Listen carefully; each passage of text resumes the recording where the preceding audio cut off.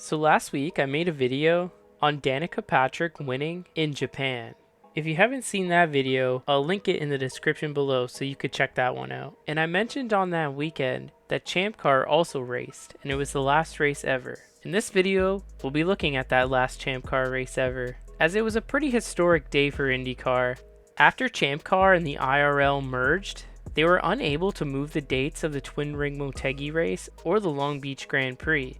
Therefore, both races took place on the same weekend, on the same day, April 20th, 2008. Both races awarded points for the overall IndyCar Series Championship. Although only some teams were actually running full-time, and other Champ Car teams, this would be their last race ever, as they either refused or simply did not want to compete in IndyCar or otherwise the former IRL series. There was a few major differences between this race and the rest of the IndyCar races on the schedule, two of which would eventually be adopted by IndyCar in the 2009 season. In this race, the cars had push to pass, which is currently used in the IndyCar series, as well as the Firestone red tires, and having to use two tire compounds throughout the race, the Option and the Prime. Two other things that were particularly strange about this race was one, it actually had no laps. It was a timed race, an hour and 45 minutes, and two, it was a standing start, which was later used by IndyCar in 2014 and 15, but eventually abandoned due to safety concerns and some big accidents on the start. Even here, as the race gets underway, a driver stalls on the start, but thankfully nothing bad happened. You heard Justin Wilson talking about wheel spin at the start. Back of the pack still coming into play. We should be about 10 seconds from the start of this race. You'll hear the revs of these turbocharged engines. Another difference between the two. There's the first, second, third. Here we go.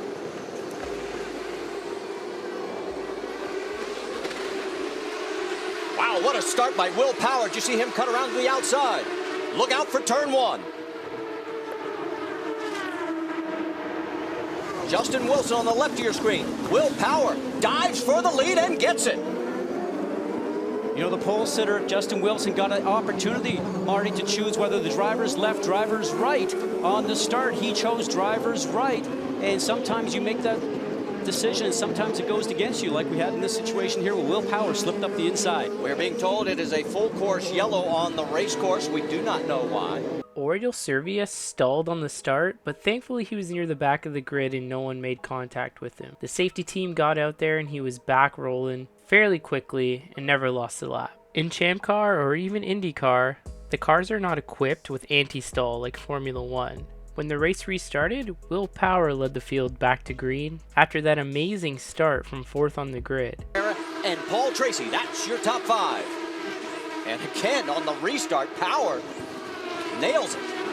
Perfect timing coming out of that hairpin, and a great run right now. Paul Tracy down the inside, timed that one perfectly past Frank Pereira coming out of the hairpin. Tracy says, rookie, I'm coming through. Paul Tracy made a big move going down into turn number one on the restart, but unfortunately he would find trouble by the end of the lap. Compression bump, and it's been there even when I was driving here, Marty. What it does is just put so much pressure on your spine and really jars your neck into your shoulders. When you finish this race, as Paul clips the wall with that right rear, spins the back end of the car out just a little bit, recovers though. Maybe he will get past down the end of the straight. That's usually a loose speed coming out of here, but just to finish my thought on that last bump there, it just puts compression on your spine, and man, it's hard on you. Here comes Pereira, is trying to take advantage of Tracy's mistake, and he lights him up, and he's going to go on the runoff area. Now he's got two options there. He can turn, or he could go all the way through. Oh, there you go. And now he just spun off the right rear tire. Remember when he hit the wall? That's exactly what happened. The tire is flat now. No! Almost got run over by, it looked like Roberto Moreno. Paul Tracy clipped the wall coming out of the last turn, and the tire ended up going flat by the time that he got to turn one, which caused him to go off into the runoff area. And in true Paul Tracy fashion, he just does not care and just pulls right into traffic. With an hour 36 left in the race, the caution would come out once again, this time for Mario Moraes as he went wide in turn one and smashed the wall, knocking over the tire barrier in the process.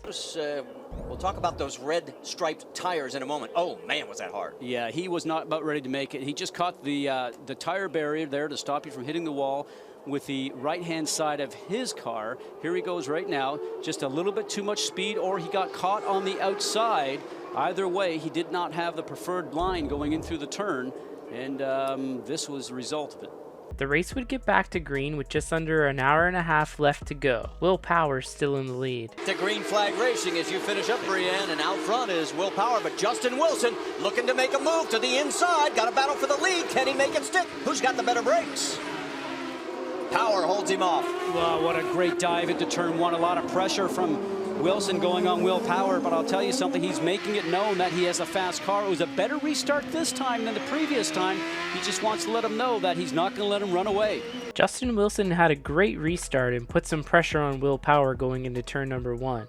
But unfortunately, just a short time later, mechanical problems would put an end to Justin's race going into turn number 1. The race would be relatively incident-free for the next little while. And then with just over an hour remaining, Will Power and the rest of the leaders would hit pit road. The stops themselves would be incident-free, but as soon as they came off pit road, Nelson Phillips stalled in the hairpin, bringing out the full course caution once again. The cars who did not hit pit road yet all would pit under the yellow, cycling Will Power near the front. Roberto Moreno would stay out but hit pit road right before the green, leaving the random lap car of Pizzonia at the front of the field. But Will Power made quick work of him and put the lap car between him and Alex Tagliani to resume the race lead. Fill your position out in front of the field with 58 minutes remaining in this race. Well, with a lap car in the middle right now, that really messed up Alex Tagliani because he wants to not be too far off the back tailgate of Will Power. The race would continue to run under green for the next while, and racing got a little bit exciting behind the leaders. Mansell was driving for that team, and Mario Andretti, it is. It's a retro paint fit. And let's talk a little bit more with Jackaroo. Oh, wait a minute, look at this. Graham's getting dicey, look out.